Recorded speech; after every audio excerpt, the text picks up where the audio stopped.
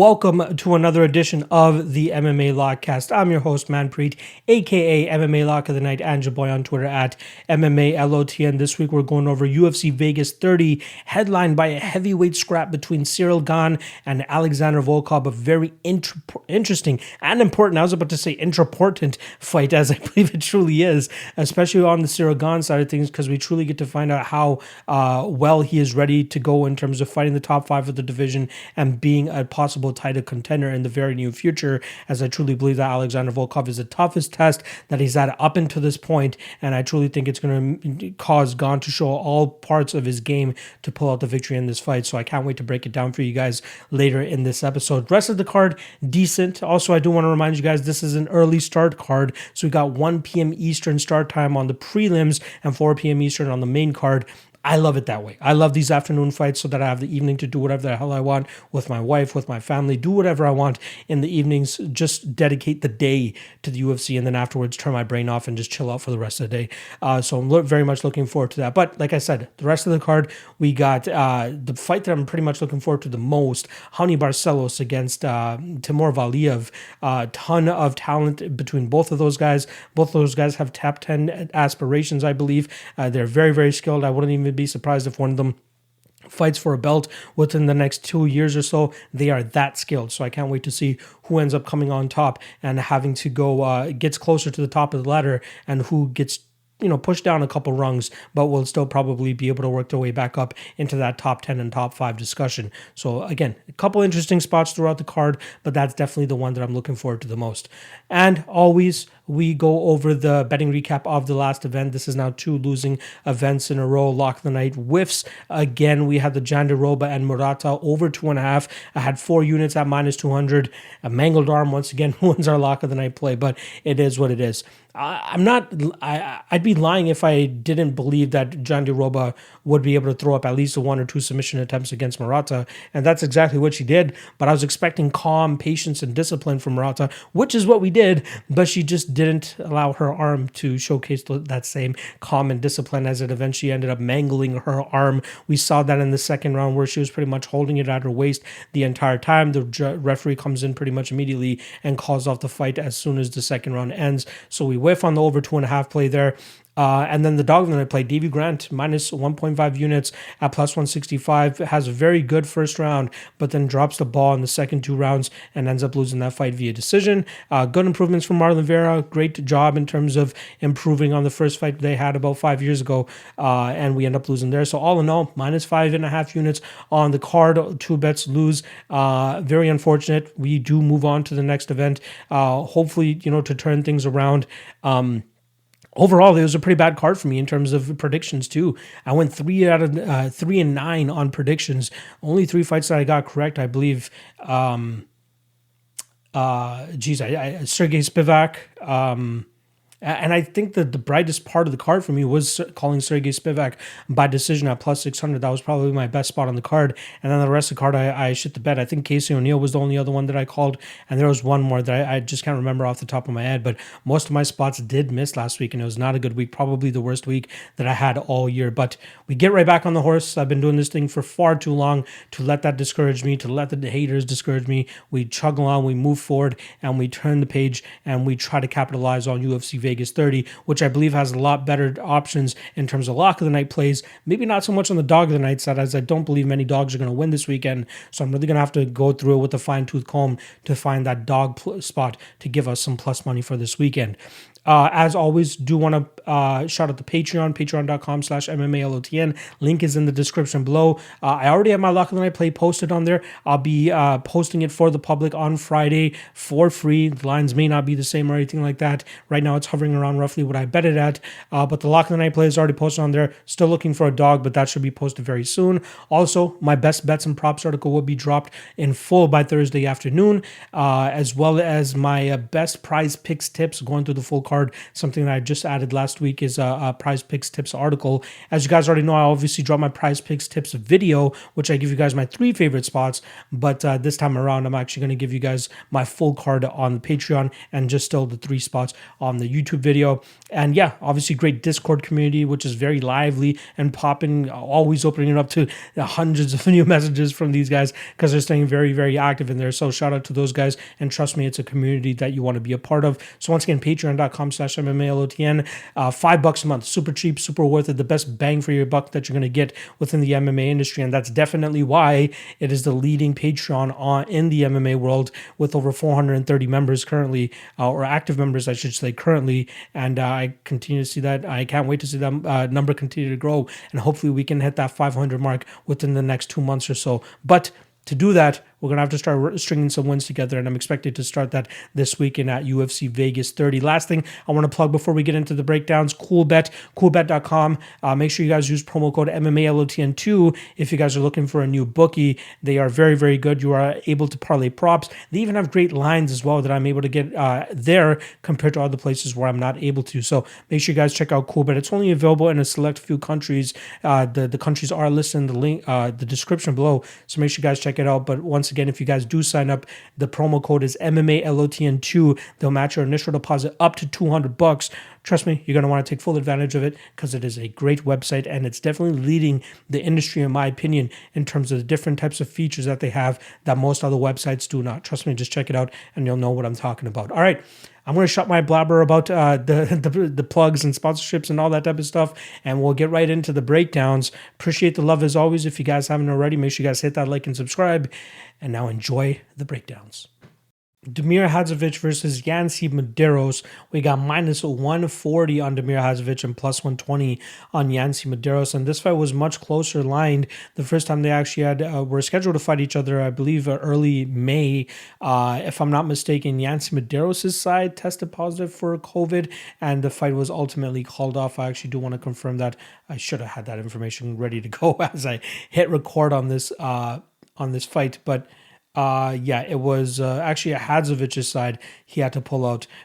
So Hadzovic back. I don't think much has changed. You know, I could have just posted my old breakdown here again, but I do just want to, give you guys a little bit of a fresh one. But I'm pretty much going to be saying the same thing that I said on the last one.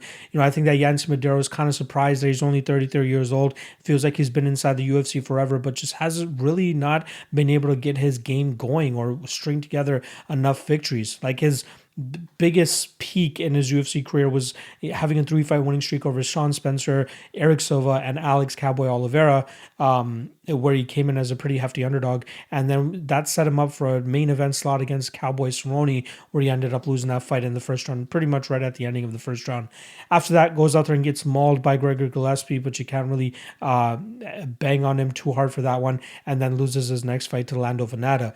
Damir Hadzovic, we know what he brings to the table. Good striker, solid hands, but if you can bring a grapple-heavy approach against him, you're probably going to be successful. I just don't believe in Jaynes Medeiros' ability to be successful in the grappling realm here, as I don't think that he has the greatest takedowns. I don't think he's the greatest on top. I think that Hadzovic will have success in terms of stuffing takedowns or getting back to his feet if he does get taken down here, and I think that's going to cause Jaynes a ton of trouble. If this fight remains on the feet, I think the more impactful and better shots are going to be coming from the Hadzovic side of things, and I don't think that Jaynes Medeiros has the volume or his own power that will make Hadzovic kind of tentative in terms of throwing his own shots.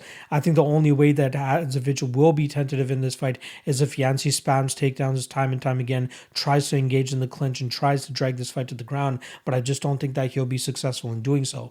I think that Hadzovic, obviously very pissed off from his last fight against Renato Moicano, he should be able to go out there and put together some solid combinations on the feet to truly cause Jaynes Medeiros trouble, and I think he could potentially find that knockout blow. And you know what? I'll actually say that he does. I'm going to say in the second round, Damir Hadzovic finds that shin of Jaynes Medeiros and puts him down. I do think that Hadzovic has a solid striking, good fundamentals, great power as well, which should cause Jaynes Medeiros some trouble here. I personally think that Hadzovic won't even respect the power that's going to be coming his way from the Jaynes Medeiros side of things, which should allow him to truly get his combinations going and eventually find that kill shot in that second round.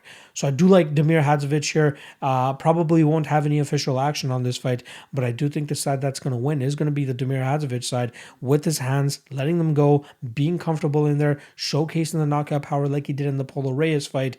And this should be an easier fight for him, as he's not going to have to deal with as heavy of grappling as he did in his fight against Christos Giagos and Renato Moicano, which again only lasted 44 seconds. But I think that we'll see Damir be very successful in keeping this fight vertical, getting his strikes going, and then getting that knockout in round 2. Charles Rosa versus Justin Jaynes.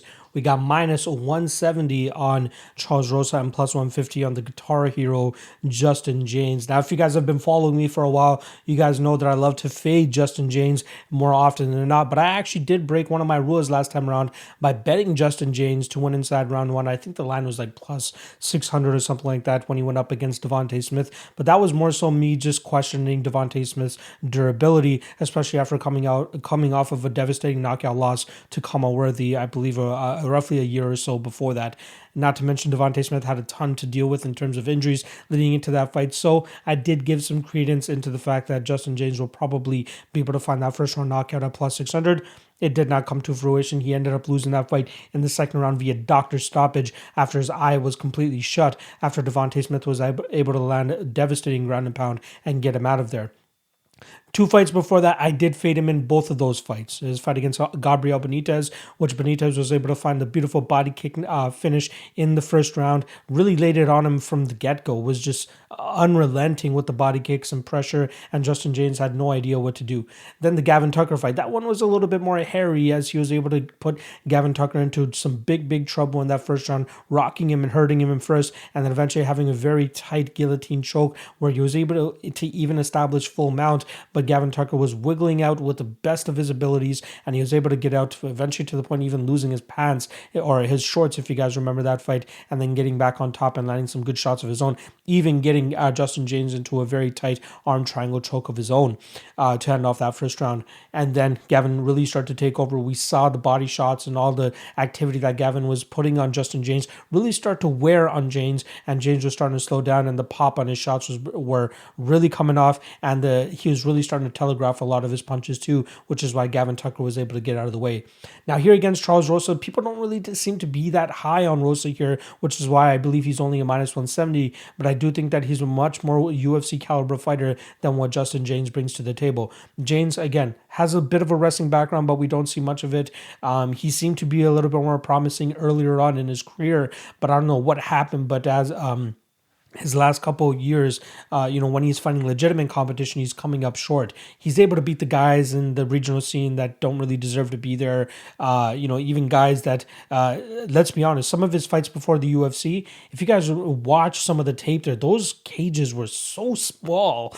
He could almost punch the referee with any of the shots that he's throwing out there. And that was a huge benefit to him because he was able to track down these guys and land the big shots and eventually knock them out. The one fight that always comes to mind for me was his fight against Brandon Noble, which only lasted about 3.5 minutes, but for the majority of those 3.5 minutes, Brandon Noble, who's a mediocre fighter at best, was able to light up Justin Jaynes with a ton of different strikes and techniques and was really hurting Justin Jaynes and outpointing him and outvoluming him. But due to the lack of space in that cage, Justin Jaynes was able to really corral him up against the cage and then land big shots to eventually put his lights out. So the one thing I will give Justin Jaynes, he has a lot of power, but if that's your really only way to win a fight, I more than likely will be fading you, especially when I don't think that knockout power is as devastating as most people are making it seem. I do like Charles Rosa's approach here. There are times when he's fighting in the orthodox position where you'll see him have a bit of a tighter guard, a little bit higher of a guard, and more of a boxing stance compared to when he's fighting in his southpaw stance, which is where he goes into his Wonder Boy karate style hands down and really leaps into his combinations, which I think he's going to have to be very careful with about here against Justin Jaynes. I do think that Rosa wins this fight pretty much wherever it goes. He only has one knockout loss on his record. He has been dropped 3 times in the UFC, but shows great wherewithal in terms of getting back into the fight. And his very offensive guard from his back, even while rocked, is very good in terms of creating space and creating opportunities for himself to recover without eating too many big shots, which is why I believe he's able to survive more often than not. Now he's 2-3 in his last 5 fights, but one of those was that only knockout loss against Shane Burgos. Comes back and submits a very highly credentialed jiu-jitsu black belt in Manny Bermudez. That was a very, very impressive armbar victory he was able to pull off over Manny Bermudez there. I believe it was armbar or a triangle choke.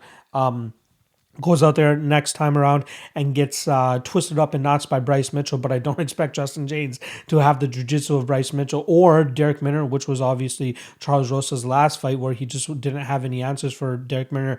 But we do have to give him some credit in terms of staying as active as he did off of his back. There were plenty of armbar attempts, plenty of triangle attempts, and plenty of opportunities for him to attempt to try to pull off a reversal. I think if Justin Jaynes tries to take that type of approach, which is a grapple-heavy approach, I think he's going to get it as submitted, as I don't think that his gas tank will allow him to keep up with the submission attempts that Charles Rosa is going to be throwing up at him.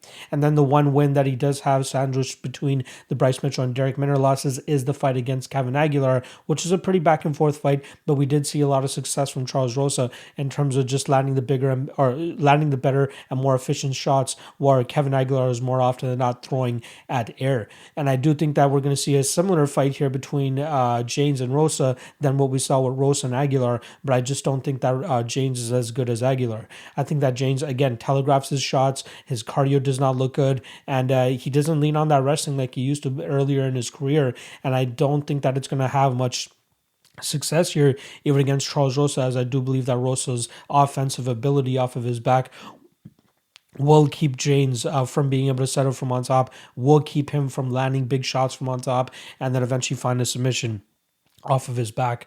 So there's 2 ways that I was looking to approach this fight. It was either just taking Rosa straight up, because I think we're getting massive value on him at minus 170. Truly, I think he wins this fight 80% of the time. People might think that I'm being a little bit too lenient with Rosa there, but I do think he's that much better than what Justin Jaynes brings to the table. I also want to throw out there that Justin Jaynes has not won a fight at 145 pounds, at least according to his Tapology record. Also, last thing I'll say, I saw Rosa winning, which is why I'm taking him to win this fight. I'm more than likely going to be making it my big play for the week. But even the under 2.5 here, I saw it hovering around plus money, plus 100, minus 110. If it does fully reach plus money,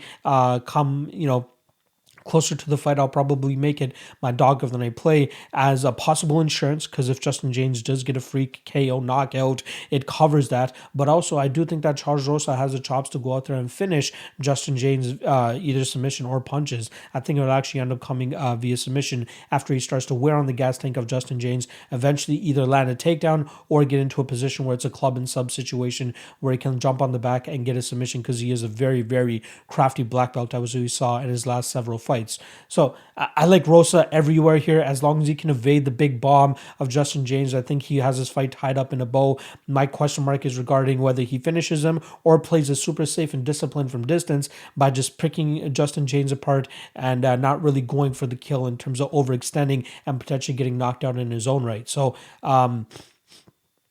I will take Rosa by second round submission. I think that's when it's going to happen, but I'm not ruling out the possibility that Rosa goes out there and just wins a decision by staying as safe as possible. But as an official prediction, I am going with Charles Rosa via second round submission. Julia Avila going up against Yulia Stoliarenko. We got minus 345 on Avila and plus 285 on Stoliarenko. If you guys remember, this fight was supposed to take place back in March, but Stoliarenko had a very, very bad episode in terms of trying to make weight. You saw her completely, fall off the stage, fall off the scale into the backdrop, and she just did not look good. They tried weighing her in. She just couldn't stay steady enough, and obviously the fight was called off shortly thereafter. Unfortunate circumstance there. Hopefully she has a better weight cut this time around where we don't see a similar situation and she's able, it seemed like she had enough time off. It was about 3 months ago since that had happened. And now hopefully she's able to, diet correctly, get down to the optimal weight for fight week and then make weight without much issue. She's going up against Julia Avila, like I said, who last time around did end up losing to Sijara Eubanks as a heavy favorite, and I think she definitely learned a lot in that fight, as she more than likely was never pushed that hard in most of her fights. On the regional scene, she did have a very close fight with Nico Montano, a good learning experience for her, I believe, but I do think that she's definitely learned a lot from the Sijara Eubanks fight, which should have aided her in this fight against Julia Stoliarenko. Now, Julia Avila is a black belt in jiu-jitsu, so that should definitely help her in terms of staying out of any of the submission attempts from Stoliarenko, who has 8 wins via armbar out of her 9 submission victories, which is crazy, and they actually ended up calling her the Lithuanian Ronda Rousey, and for good reason, especially when you have that type of resume.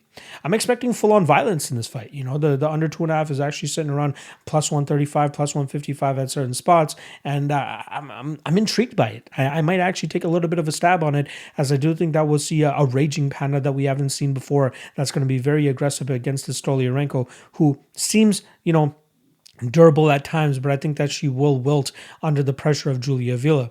I do think that Stoliarenko could be live off of her back because she does have a very offensive guard, and we've seen Avila, you know, not showcase her black belt to the best of its abilities, especially last time around against Sijara Eubanks.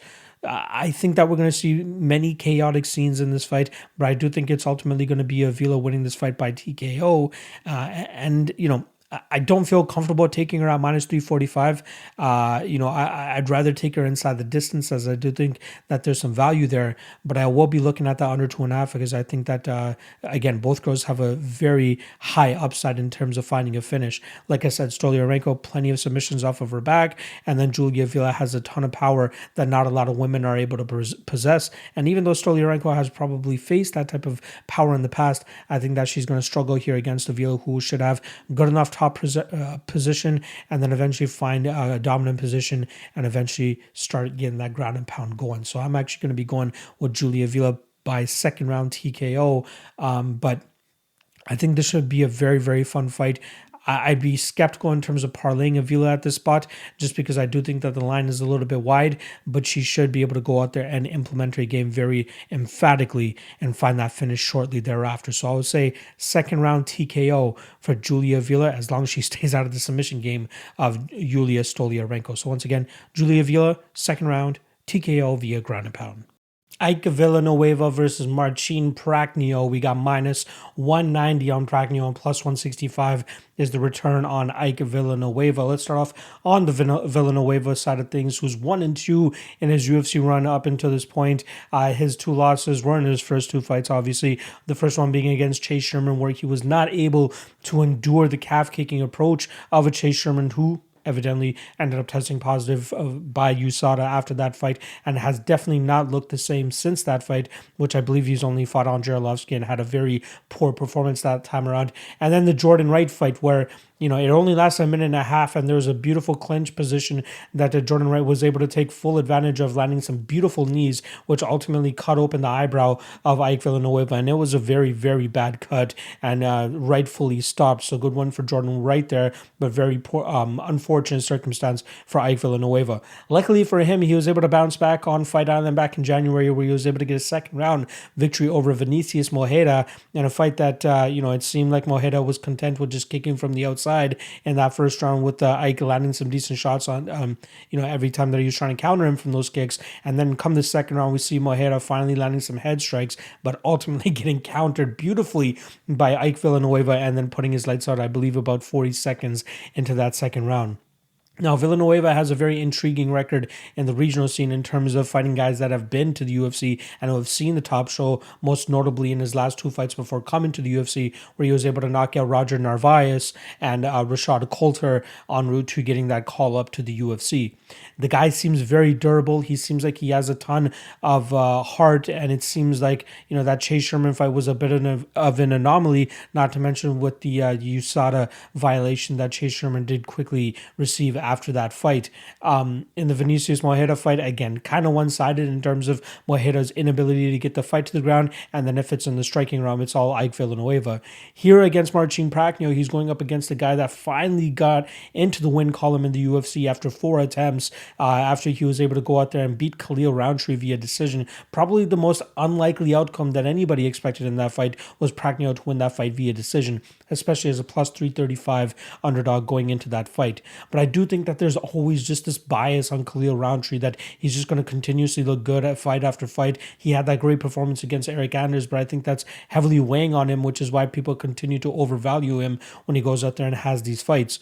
Prachnio, still, I do believe he is very chinny. If everybody remembers his UFC debut against Sam Alvey, where he just got hit over and over again with that lead left hook and then eventually got finished. After that, it just leads you to believe that he's just going to continue to have those chin issues whenever he's going up against guys that are heavy hitters. Now, Khalil couldn't find that button. He did get very close near the ending of that second round, but that still wasn't enough to put Prachnio away, as I don't think that Khalil was truly efficient enough in his follow-up strikes after tagging Marcin Prachnio. With Ike here, though, I think that Ike is going to be able to eat whatever Prachnio is throwing at him and then counter effectively and then eventually find that chin and put his lights out. Prachnio, it seemed like he really wanted to maintain the distance in his fight against Khalil. A lot of his strikes were coming from the kicking range, where he was safe in terms of keeping his head off the center line and not eating the brunt of the damage that Khalil was able to throw whenever he did counter with those leg kicks of Marcin Prachnio. I do think that Prachnio will have the better movement here. I think he'll be the faster fighter, but I think at light heavyweight, it's just going to come down to if that guy can truly find the button, which I do think that Marcin Prachnio's button is still very vulnerable, and I do think he still has some big chin issues that need to be fixed. Ike Villanueva doesn't really look like a fighter if you talk about, his physique or anything like that. And you got to give him a little bit of slack in his UFC debut against Jay Sherman, which I believe he took on short notice and up a weight class. And you could definitely tell the difference in terms of the size once these guys stepped inside the cage. Now, Marcin will still be the bigger fighter here, standing at 6'3", with a 2-inch height advantage and a 1-inch reach advantage. But I think it's going to be easier for Ike to be able to counter him and then land the bigger shots to eventually put Marcin's lights out. So the side that I am leaning here, I just don't think that Prachnio should be a massive favorite against anybody, even if it's Ike Villanueva. I do think that Villanueva has decent striking technique and definitely a solid amount of power that he should be able to take advantage of whatever Prachnio is throwing his way, counter him, and then find that kill shot probably in the first or second round. So, if this was lined at 2.5, I would definitely take the under 2.5 here. But the 1.5 leads me to believe that it's just going to be a little bit tougher, right? Ike might need a little bit more time to find that distance, find that range, and find that perfect counter shot, which will eventually put Prachnio's lights out. So I do like Villanueva here. I do think he eats everything that Prachnio throws at him and then eventually finishes him in the second round via KO. Warlley Alves versus Jeremiah Wells. We got minus 230 on Warlley Alves and plus 190 on the newcomer Jeremiah Wells. Now, Jeremiah is actually stepping in for Ramazan Emeev, who was not able to make it to the fight. I believe also, just like Maxim Grishin, was not able to get his visa cleared in time. And now in steps Jeremiah Wells, former CFFC champion, taking on Warlley Alves now. I was very excited to actually have Emeev as a minus 140 dog against Warlley Alves, as I thought that was a very good spot for him to go out there and win. And even though Ramazan Emeev goes out there and fights very close to his opponent's level, or at least making a much closer fight than it should be, at least it's at minus 140 compared to the minus 300 that he's normally sitting at. And I thought that we were getting a ton of value on Emeev in this spot. Unfortunately, like I said, he pulls out. Hopefully that's a matchup that eventually gets lined up in the future. But this is a much better spot for Warlley Alves to go out there and continue his winning streak that he was able to, especially the last time around, he was able to turn away Munir Lazez, who a lot of people were very high on, myself included. And he goes out there and shows that his UFC experience definitely has done him well. And he's able to take out these newcomers. And I don't think that it will be any different this weekend when he goes up against Jeremiah Wells. Now, Wells seems like a very explosive fighter in bursts. He goes out there and throws some big shots every now and then, is a bit of a banshee at times, but I do believe that his more of his times of inactivity are a detriment to his fighting style, and that's exactly where Warlley Alves should be able to capitalize on him in this spot. Jeremiah Wells, I believe only 2 out of his 8 victories have come via decision, the rest of them coming by first or second round knockout, and that goes to show more often than not that it's difficult for him to win decisions, especially against guys that are able to either match or go above his pace, which is more often than not. I believe Warlley Alves does have a little bit of cardio issues, but I think that the inactivity that Jeremiah Wells brings into the cage here will allow him to put on a full 15-minute display, and I do think that we'll actually see Warlley Alves go out there and win this fight via decision. could get a finish early here, especially with the jump in competition that Jeremiah Walls is going to be taking. And obviously, we know Valiev is very devastating with his leg kicks, just as we saw, his body kicks, just as we saw in the Lazez fight, but also has a ton of power in his hands and a pretty crafty jiu-jitsu game, especially if Jeremiah Walls decides to take this fight to the ground and tries to expose him in that aspect. I just don't see it happening. I'd be very surprised if Jeremiah Walls actually gets his hand raised this weekend, and I am on the side of Alves. Am I willing to play him at minus 230 though? Probably not. I just as I said, like I faded Alves even with the lock that I played last time, and even though it blew up in my face, I still don't think that he's this top level competitor that all these people are making him out to be, which is why it really surprised me that he was only a he was only a plus 120 dog to Ramazan Emeev before that fight got canceled. Luckily for him, though, I think he wins this fight quite easily. I'm actually going to take him to win this fight by decision. It could come via finish as well. Jeremiah Walls, I believe, his losses have only come via decision. Yeah, he only has 2 losses via decision. He does have a split draw as well. But yeah, has yet to be finished, and I'm not sure that Alves will be the guy to get the finish here either. So I'm going Alves. I'm going Alves via decision, but I will more than likely be evading this spot or avoiding this fight altogether from a betting perspective. But once again, I'm going Alves, and I'm taking him to win by decision. Michel Prazeres going up against Shavkat Rakhmonov. We got minus 275 and steaming Shavkat Rakhmonov going up against the plus 235 Michel Prazeres. We did see Shavkat around that minus 200 range, and as fight week is going on, he's going up to that minus 300 range. I wouldn't even be surprised if he actually closes at minus 400. Now, Shavkat obviously had a successful UFC debut going out there and choking out Alex Cowboy Oliveira back at UFC 254 in October, whereas Michel Prazeres has actually been out of the cage a little bit longer. It's been a long time since we've seen him. I believe 2019 was actually the last time we saw him. I'm surprised I didn't have this information actually up and available to me as soon as I hit record. But the last time we did see him was February of 2019, where he was able to, he actually ended up losing against Ismail Nardiev, who actually does not find himself in the UFC anymore. That was a fight where we saw Prazeres go 3 of 13 on takedowns, was completely outstruck on that fight, as Nardiev did a good job in terms of getting back to his feet. And I do think that we're starting to see the slowdown of Michel Prazeres, who just hit 40 years old. He will be hitting 40 years old in July. So he's just about a month away from actually turning 40 years old here. He did also get hit with the USADA suspension, so that's probably the reason he's been out for as long as he has. And this is not a good fight for him to come back to against, a guy like Shavkat Rakhmonov, who's undefeated, 13-0, has a ton of hype behind him. A Kazakhstani fighter with a lot of support behind him, and seems to have a lot of skills too. The size disadvantage here is going to be very pronounced. I think he's going to have about a 6 or 7 inch height advantage on Prazeres here. I actually want to get the exact numbers. We got 6'1", 77-inch reach for Rakhmonov, and then we got 5'6", 67-inch reach. So a 10-inch reach advantage actually for Rakhmonov, and then roughly about 6 to 7 inch height advantage as well. So it's going to look hilarious once these guys actually square off against each other. But I think that the style of Prazeres is going to play right into the hand of Rakhmonov. Prazeres, likes to move forward, likes to drag fights to the ground, but he doesn't seem to have the greatest top position anymore. And I think that Rakhmonov, who has a solid jiu-jitsu game of his own, is going to make it very difficult for Prazeres to establish any top pressure or any of his pressure, period.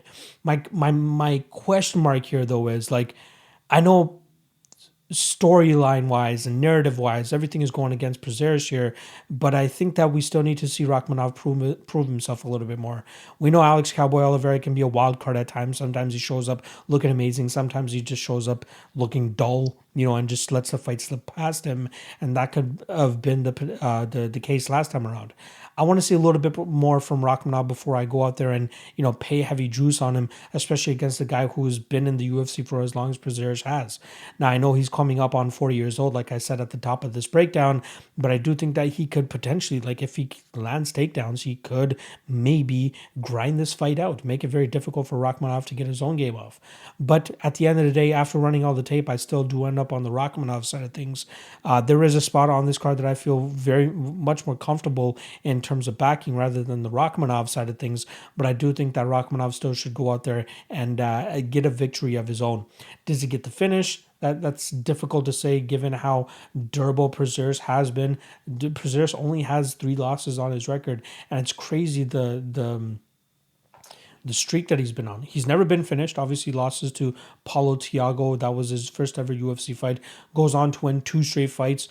Then loses to Kevin Lee via decision. Then puts together, 2, 4, 6, 8 straight wins en route to his fight against Ismail Nardiev, where he ends up losing via decision. This is another fight where he'll probably end up losing via decision, but Rakhmonov does have some does have a solid aggressive game, does have some power, does have some violence in him, which could potentially lead to a finish of his own. But I think a lot of his work comes in the submission game, and I'm not sure if he'll be able to really find the neck, the non-existent neck of a Prazeres in this spot. So he's probably going to have to take home a limb of some sort. I'm going to take Rakhmonov. I will take him by submission, though. Maybe in the second or third round, he has a little bit more left in the tank. He does have some decent victories on his record pre-UFC, which I think will help him, climb the mountain that is Prazeres here. And I think he'll get the win. So I'm going to actually take Rakhmonov by, let's say, third round TKO here. Probably gets the top position. Probably will have the better gas tank at that point in time, and then start raining down the shots on the ever declining Prazeres. So I'll go with Rakhmonov by third round TKO. But in terms of laying the chalk here, I want to see him prove himself a little bit more before I trust him here at minus 300-ish. Again, by fight time, probably minus 400-ish. But yeah, I'm going Rakhmonov by KO, TKO in round 3. Kennedy Nzechukwu versus Danilo Marques. We got minus 125 on Kennedy Nzechukwu and plus 105 for Danilo Marques, who was originally scheduled to fight Ed Herman. And Herman pulls out in steps Kennedy, especially off that big win he just had over Carlos Ulberg. I believe that was back at UFC 259, where he springs a big upset and finishes Carlos Ulberg near the ending of that third round. Kennedy Nzechukwu seems to be that guy that still is trying to find his footing inside the UFC. Still seems a little green at times, but he seems to have the physicality, athleticism, and size to go out there and be very successful at this 205-pound division. Not to mention he has a mastermind of a head coach behind him in Saif Sayu training down there at Fortis MMA, and this is a fight that he should go out there and win, and if he doesn't, is going to look very, very bad on his record, in my opinion. Now, I think that Danilo Marques is the worst 2-0 fighter in the UFC. I think he has a lot to be, or he leaves a lot to be desired in terms of his inability to put together a solid MMA game. Now, that's tough to say, obviously, with the win in his last fight over Mike Rodriguez, where he was able to secure takedown after takedown and then eventually find a submission in that second round. But even the Khadisi Badagima fight, very bad fight for both guys, very sloppy fight for both guys. But luckily for Danilo, he was the one that was able to get his hand raised, as he, was just slightly less sloppy in that fight. I believe he has a non-existent striking game. He is a big, powerful guy that can definitely put together some good combinations, but I think he really lacks the technique, and I think a guy like Kennedy Nzechukwu can totally take advantage of that. Danilo needs to get the fight to the ground to be successful. Otherwise, I think he's going to really struggle with the power, athleticism, and speed that Nzechukwu will bring to the table here. I'd honestly be surprised if this fight even reaches the second round, to be honest. I think that this is going to be a high violent fight, as I believe that Marques is going to be wading into the fire to try to get this fight to the ground, whereas Kennedy is going to be returning with a lot of big shots to try to keep Danilo on the outside. I know the over-under is, it looks like the over-under for the majority is set at 1.5, and the under 1.5 currently sits at plus 150, and I think that this is a solid spot for this to go out and hit. I don't think that Marques will be able to deal with the power of Kennedy, and I do think that Kennedy, although he is green, he should still be able to muster up some solid combinations to go out there and put down Danilo Marques.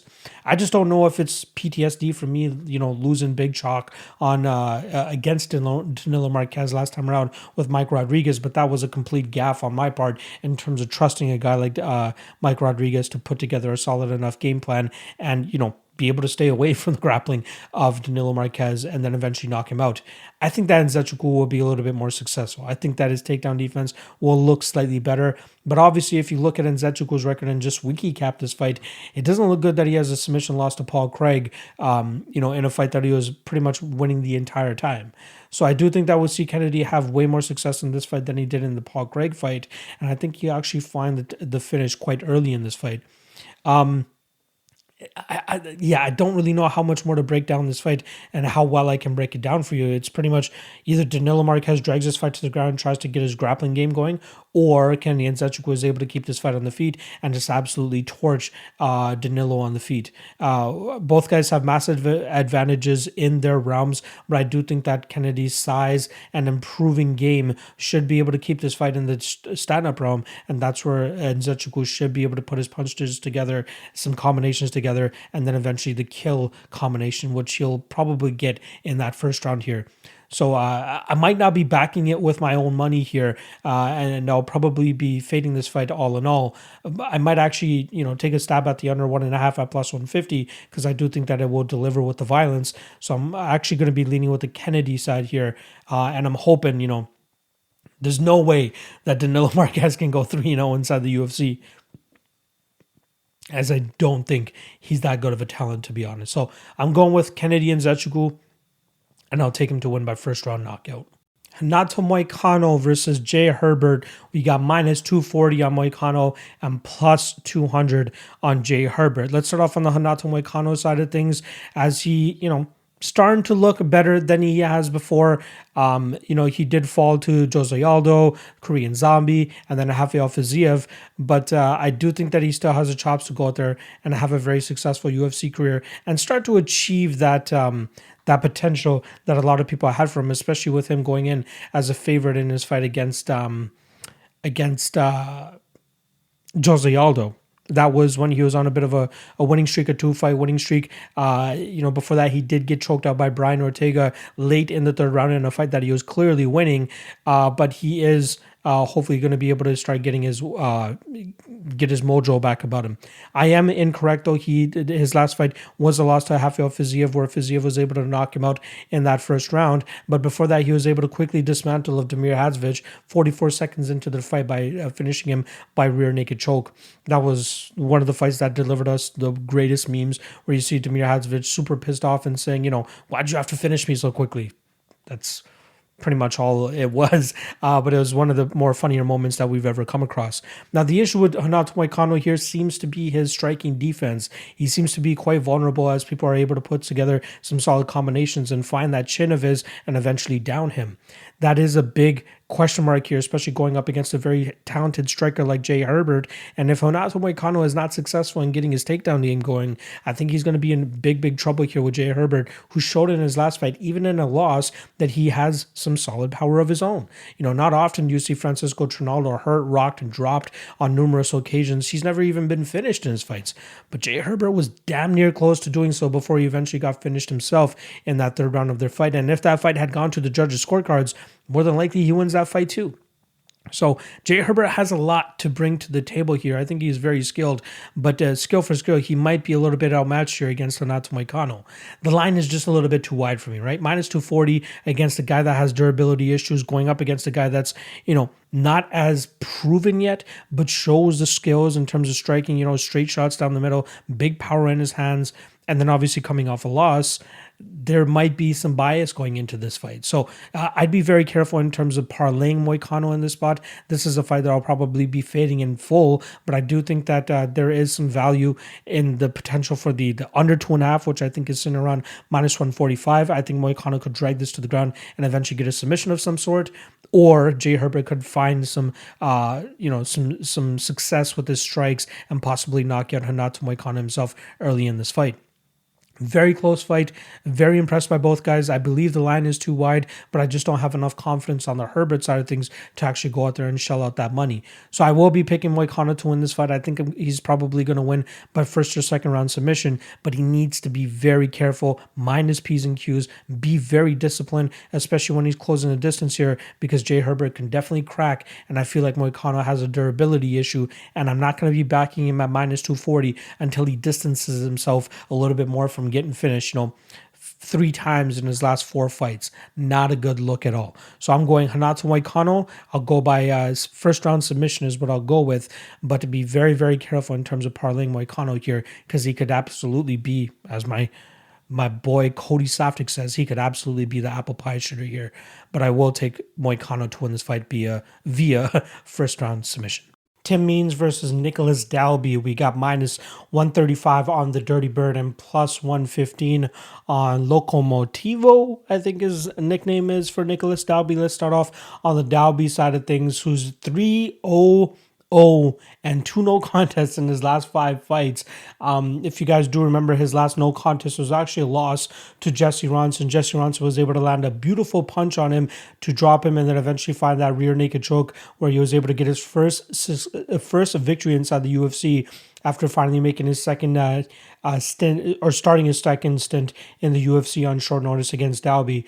The fight before that actually got turned to a no contest, or was actually declared a no contest inside the cage, was his fight against Ross Houston back at Cage Warriors, where it was such a bloody fight that the cage was just too slippery. The canvas or whatever it was just too slippery for either guy to get anything going. And it was probably the first time I've ever seen a fight actually, just ended due to a no contest, due to the cage just being too bloody. Both guys were absolutely pouring blood. Probably one of the bloodiest fights I've ever seen. If you guys haven't seen that, I would definitely go recommend checking it out. It was just as fun as it was bloody. Let's just put it that way.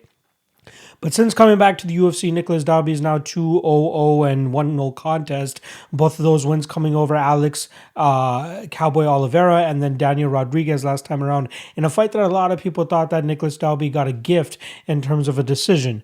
Now, after watching that fight back once again, it was a very close fight that I don't truly believe that could be said is a robbery. We've definitely seen much worse in the past couple of weeks, Rory McDonald versus Gleison Tibau included. But even that fight, there's such close rounds that there isn't really a definitive sequence happening in any of those rounds that truly sets either a fighter apart. Now, I do think that the clearest round in that Dalby Rodriguez fight was the third round, which clearly went to Nicholas Dalby. Now, if you gave him one of those first 2 rounds, I wouldn't be completely mad either. Very, very close fight, and I think a lot of people that are upset were the ones that are putting the minus 385 chalk on Daniel Rodriguez. Now, I tweeted out earlier this week that if you bet the chalk on Mr. Daniel Rodriguez last time around, you're getting a gift here with Tim Means around that minus 135, minus 140 range. And I'm very surprised that the line actually plummeted close to minus 125, and it seems like it's going to be hovering around that at this point now. Nicholas Dalby, it seemed like he started, he was really striking in the Jesse Ronson fight as well as the Daniel Rodriguez fight, but he really did focus on his grappling in the Alex Oliveira fight, which, it was back and forth. And again, another spot where you can say that Nicholas Dalby got a gift in that third round where he was stood up when he was pretty much,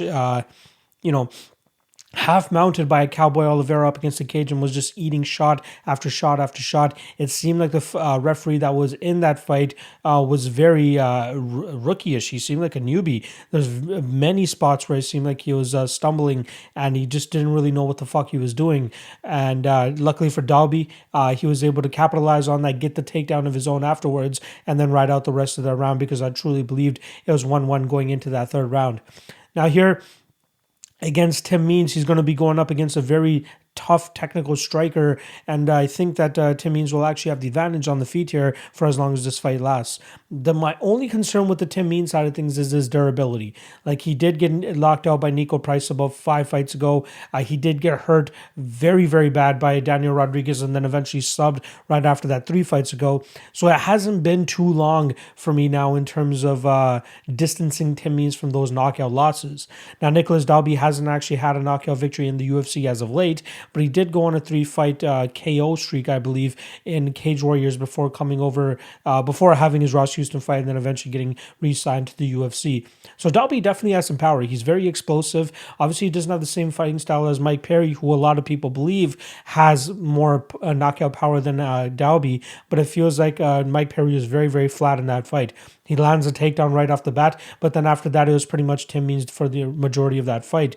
Mike Perry was just backing up the entire time while he was eating jabs and hooks and all the shots that Tim Means was able to muster up, whereas Nicholas Dalby will probably be moving a little bit more and offering a little bit more resistance than what Mike Perry is bringing to the table.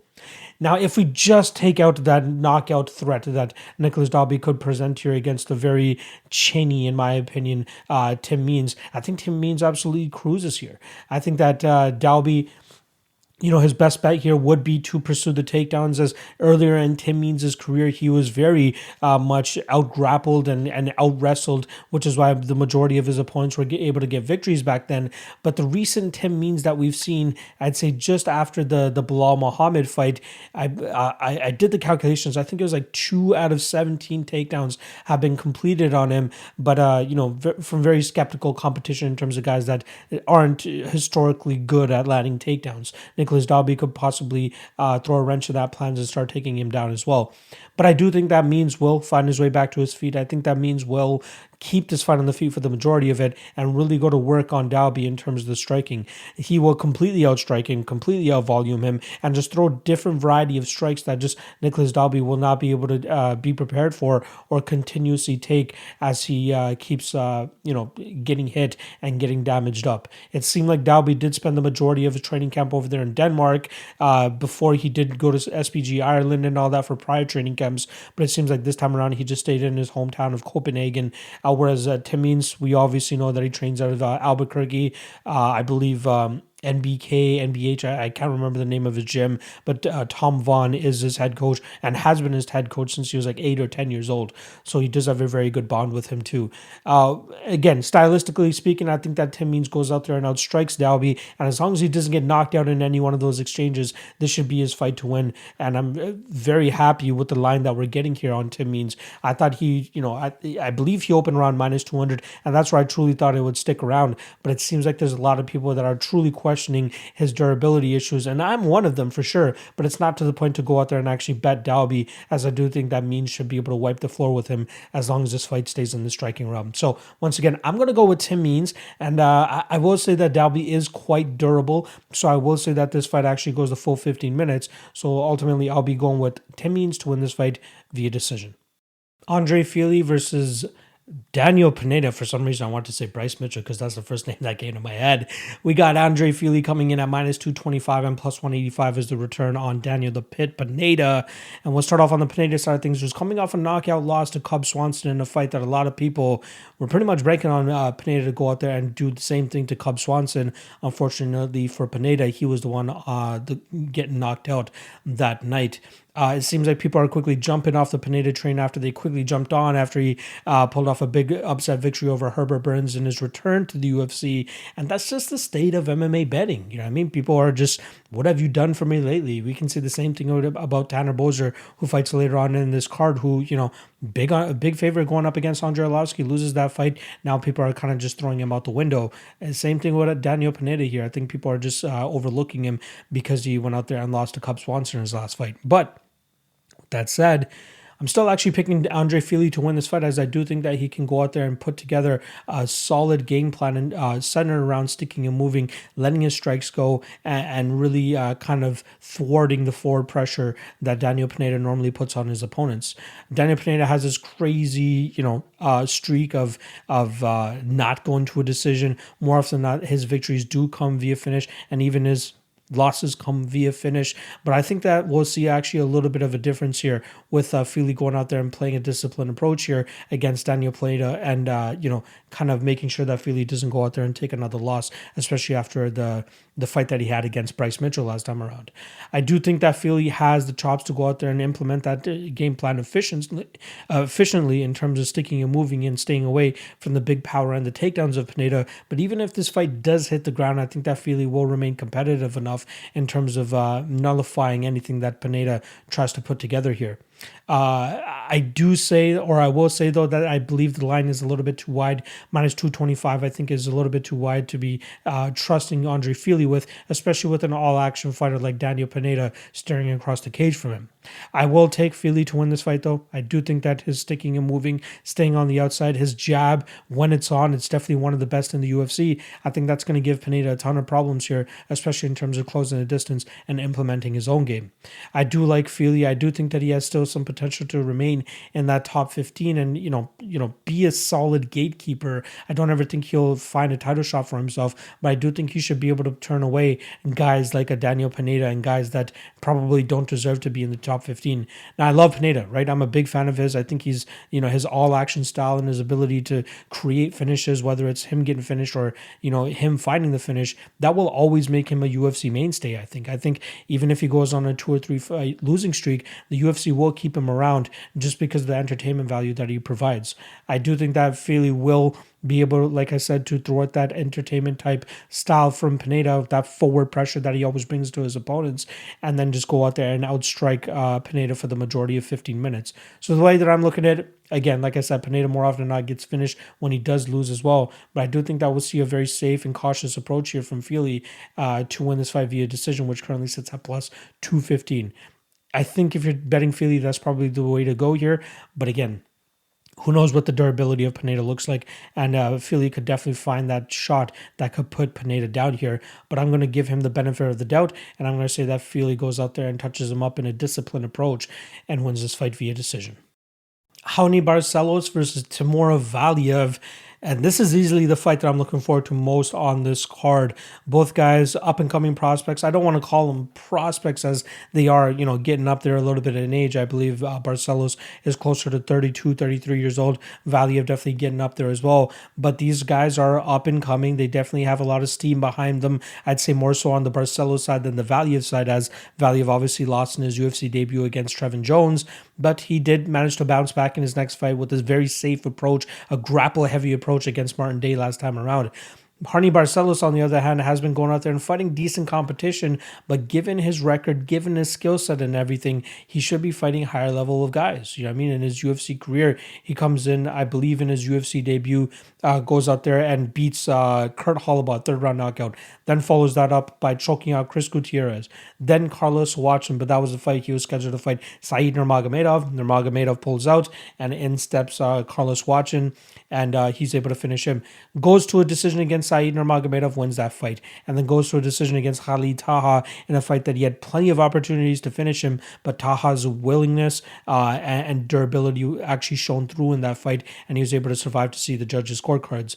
But, Barcelos scheduled to fight Merab Dvalishvili, scheduled to fight Rafael Assunção, and even scheduled to fight Marcelo Hojo, who eventually pulls out of that fight. And now here he is a couple months later, scheduled to fight Timur Valiev. Again, a fight that should tell us a lot about both fighters. Barcelos is great all around, though. Great wrestling game, if I'm not mistaken. He's a part of the Brazilian wrestling team. Great jiu-jitsu, black belt in jiu-jitsu. Great Muay Thai striker as well. And shows some great durability. His only loss in his career is to Mark Dickman back in April of 2014, where he got choked out in the second round. And Mark Dickman has not done much since then. Dickman actually is 2-4 since that fight, losing the fights to Daniel Pineda, Juan Archuleta, and Paulo Santos, as well as Justin Lawrence. In terms of Valiev, he's actually one of those Mark Henry Dagestani guys compared to the AKA Khabib type Dagestani guys we get. I feel like the Mark Henry guys, they are way more comfortable with their striking. They throw a lot of spinning shit, a lot of flying shit, a lot of power in their shots, but they definitely do have grappling in their back pocket if they require it. And I think that we'll see, pretty much all their skills on display in this fight, as I believe both guys are very well-rounded. I just give a slight notch above to Barcelos, as I do think that he's a little bit more efficient in his striking approach, especially with the Muay Thai that he's able to put together. Great leg kicks. He looks like a young Jose Aldo in there when he's getting his leg kicks going. His striking is very on point, whereas Timur seems a little bit more explosive, right? He doesn't throw crazy combinations. He throws a lot of spinning stuff, a lot of fancy stuff to kind of just implement his his will with force rather than combinations like Johnny Barcelos does. And then they mix in the grappling, right? I'm so curious to see who will get the better of the grappling in this fight. In terms of cardio, both guys seem to have solid cardio. They both seem like they can go a hard 15, especially at a relentless pace. So I'm not really sure who gets the edge in that aspect. But again, I think it's going to come down to the fight, which is when it's in the gray zone. And in my opinion, the gray zone is going to be the striking where it's close, but I think the volume and the better strikes are going to be coming from the Barcelos side of things. Now, I'm seeing a lot of love for Timur Valiev all over my Twitter timeline, and I get it. I completely understand it. If you want to look at the line here, I think that it's a little bit off. I do believe that Valiev, shouldn't be as big of a dog, which is why I'm seeing a ton of people go out there and laying that plus money of Valiev, because he does have a good shot to go out there and beat a guy like Barcelos. However, just like the Volkov fight, I feel like this is going to be a fight where a lot of people seeking the value are still going to end up ripping up their tickets on Saturday night. I do think that Barcelos is just a notch above. I just think he's just slightly better, and I think that will be enough for him to go out there and get a decision victory over Timur Valiev. Close fight, like I said, very, very close fight. This could even go to a split decision. And you guys have heard me say it time and time again. If a fight goes to a split decision, I would rather be holding the plus money ticket than the underdog or the favorite ticket. And especially in this situation where you got minus 200 on Barcelos, if it's going to a split decision, Valiev is probably the right betting side. But with that said, I wouldn't be surprised to see this line take way more action come fight time, and then we possibly even get Barcelos around that minus 150, minus 160-ish range, which I'd be a little bit more fine with in terms of taking a shot on him there compared to the minus 200 that he's currently at. So I'm going Barcelos. Like I said, I think he's just going to be a notch above no matter where this fight goes. And I think that he'll always get the upper hand, land the better shots, the more impactful shots, and sway the judges a little bit more. So I'm going to be going with Barcelos, and I'll take him to win this fight via decision. St. Preux going up against Tanner Boser. This is actually a short notice spot for Tanner Boser, who just recently lost to Ilir Latifi. He steps in for Maxime Grishin, who's not able to get his visa cleared in time so that he can take on OSP this weekend. And OSP going right back up to heavyweight so that he can stay active and actually end up fighting this weekend, like I said, with Maxime Grishin pulling out. Now we got minus 170 on the Canadian and plus 150 on OSP. And I think that's an accurate line, as I truly think that Boser should go out there and win a classic Boser type fight. Now, a lot of people aren't the biggest on Boser in this fight, considering, he's on a bit of a skid right now, not to mention the last fight where he got, it looked like, based on the numbers, that he was winning, but Latifi did a good enough job in terms of securing takedowns and landing some good enough shots from on top to sway at least the judges on his side to win that fight. I just don't think that OSP will be as successful as Latifi was in terms of implementing his wrestling game. We know St. Preux has a very crafty jiu-jitsu game. Obviously, they're calling it the Von Preux now, considering how many submission victories he has coming via Von Flue. But I truly think that he doesn't have the top position and wrestling chops that Ilir Latifi was able to bring to the table against Tanner Boser. So yeah, OSP might be able to land a takedown here against Boser, but I think he's going to struggle in terms of keeping it down. And then also, as this fight progresses, I think he's going to struggle in terms of taking Tanner Boser down time and time again. OSP has had cardio dumps in the past, and I'm expecting the same thing here, especially with the pace and pressure that Tanner Boser more often than not goes out there and puts on his opponents. More often than not, you also see Tanner Boser go out there and implement a very efficient leg kicking game, and I'm thinking that's going to be very important for him to do here against the longer OSP, and especially with the flat-footedness that OSP brings to the table here, I think that Boser can absolutely take full advantage of that by kicking him time and time again, slowing down OSP, and then eventually getting his hands going. I do think that this fight ends up going the full 15 minutes. I do think we see Boser successful at least in the second and third rounds by implementing that Boser type pressure, pace, and output, which OSP will have a very, very hard time in terms of keeping up with. I truly think the only way OSP wins this fight is if he's successfully able to take it down time and time again or snatch that submission in the first round. But I think that's going to be very difficult for him to do, especially, change of style and opponents, especially going up a weight class now too. There's a ton of different things that you need to take into consideration if you're looking to back OSP in this spot. So I will be going with my fellow Canadian. No bias here, though. You know what I mean? I always take that out whenever I'm trying to give advice in terms of predictions and who you should be betting on. But I do think that Boser is the rightful favorite. I do think that Boser wins this fight by decision as well, which I currently believe sits around plus. Wow, I'm seeing plus 240, which I think is an absolutely insane line.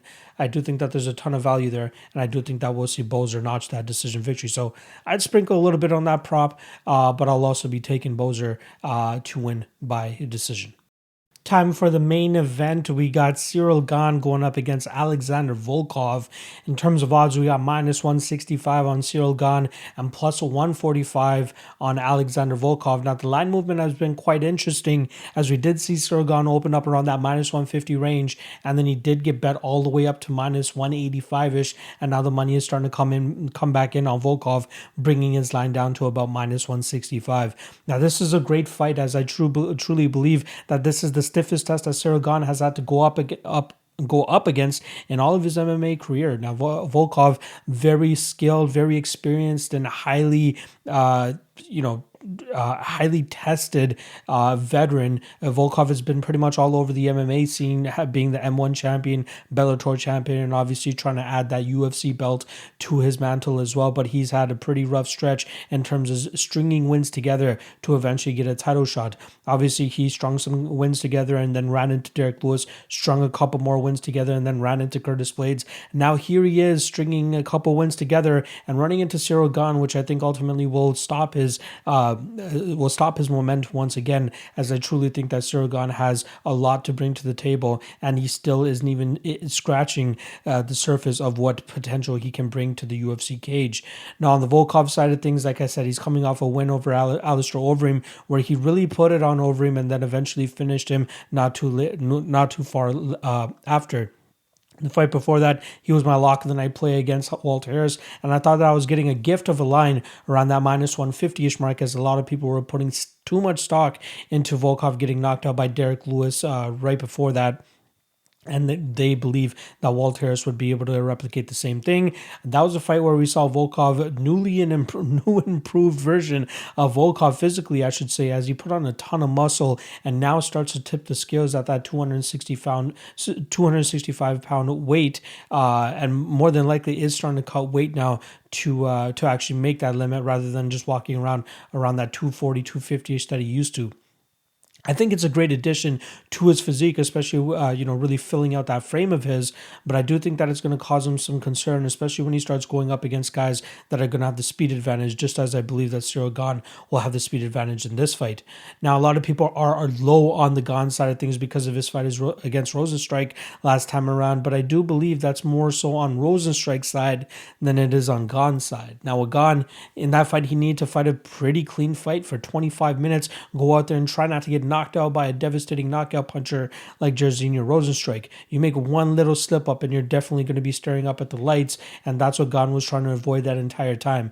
And luckily for him, he was able to do so. So I think that people that were angry about that fight should be more so angry at Jairzinho Rosenstrike in terms of not opening up some more. And, Gane stayed away from the big strikes, landed his own damage, did enough to go out there and unanimously take home that victory. I think with the thing with Gane is he's able to adjust his game plan so effortlessly, no matter what kind of opponent he's going up against. And I expect him to do the same here against Alexander Volkov in terms of sticking and moving, staying away from the big strikes of Volkov, and maybe mixing in some clinch work as well as some takedowns to try to keep Volkov thinking for the entire fight. I think both guys are quite durable, so I think that we'll see this fight go the full 25 minutes, but I do think that ultimately it'll be Gane who ends up getting his hand raised, as he's going to be the slightly more active and more mobile party in this fight. Volkov definitely has all the chops to go out there and make this a very difficult fight, as technically speaking, I think he's a much cleaner and crisper Muay Thai striker, but I do think it's going to come down to the fact that he's just not fast enough to catch what he's not going to be able to see here with Gane. Gane should be able to get his strikes off and then get out of the way before Volkov is able to land any or even his big strikes. And even when these guys clinch up, I'm interested to see who's going to be the stronger guy. But pre-tip, I feel like it's actually going to be Gane, even though Volkov did pack on that muscle, like I said, over his last 2 fights.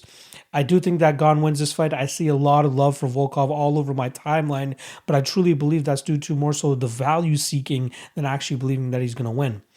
Sure, there are some people that truly believe that Volkov will win, and I could absolutely see the angle. Volkov is a very skilled fighter, definitely the toughest fighter that Gane has fought, but if you're going strictly off of resumes, I think you're not giving Gane the benefit of the doubt here. Obviously, Volkov, like I said, former champion in different organizations, and has fought the who's who in terms of the heavyweight fighters, especially Fabricio Verdum, Derek Lewis. He has a ton of names on his record. We can all agree upon that, whereas Gane is still trying to carve out his name and carve out a spot for himself in this heavyweight division in the UFC. But you can't always let that be the benefactor in terms of why you're going out there and actually picking Volkov to win. It ultimately comes down to what these guys look like when they step inside the cage Saturday night, face off with each other, and what their skills currently look like compared to what Volkov was able to accrue over his, 30-something plus fights, and Gane has only been able to go about 8 or 9 fights at this point in time. So I do like Gane. I do think he is definitely the should be favored in this fight. I do think that he has a lot to bring to the table, and I do think that it's going to be too much for Volkov to truly track down and get his own game going. So I'm going with Gane here. I'm going to take him by decision. I think he's roughly around plus 205 to win by decision, and I think there's some solid value there, as I do think that we'll see a very disciplined approach from him. Go out there and really just stick and move against Volkov, mix in a couple of takedowns if he's successful in doing so, and go home with the decision victory. So I'm going with the up-and-coming prospect, finally cementing the best victory of his career by taking out Volkov, and I think he's going to do so by decision. And those are the breakdowns. Hope you guys enjoyed the podcast. Hope you guys enjoyed the breakdowns, and hopefully we're able to convert those breakdowns into some cash for you guys this weekend. If you guys haven't already, please do make sure you guys hit that like, hit that subscribe, show your boys some support. If you guys want to show even more support, check out the Patreon. Link is in the description below. $5 a month, best bang for your buck that you're going to get in the industry. And not to mention Coolbet, coolbet.com. Use promo code MMALOTN2, and they'll be sure to match your initial deposit up to $200. And you're going to want to take full advantage of that, I promise. All right, tons of content still to come throughout the week, so make sure you guys stay tuned to this channel, and make sure you guys hit the notification bell so that you guys know exactly when I'm either going live, which I intend on doing at least 4 more times this week before the fights go on, and then obviously whenever I drop some new content, which I'm planning on doing over the next couple of days as well. So shout out to all the supporters, shout out to all the subscribers, the haters, the lovers, everybody. Let's try to cash out on this weekend, because we have a bye week next week, no UFC next week, because they're making us, preparing us, building the anticipation for the big UFC 264 card headlined by Conor McGregor and Dustin Poirier, the trilogy, the rubber match. We'll see who ends up coming up on top.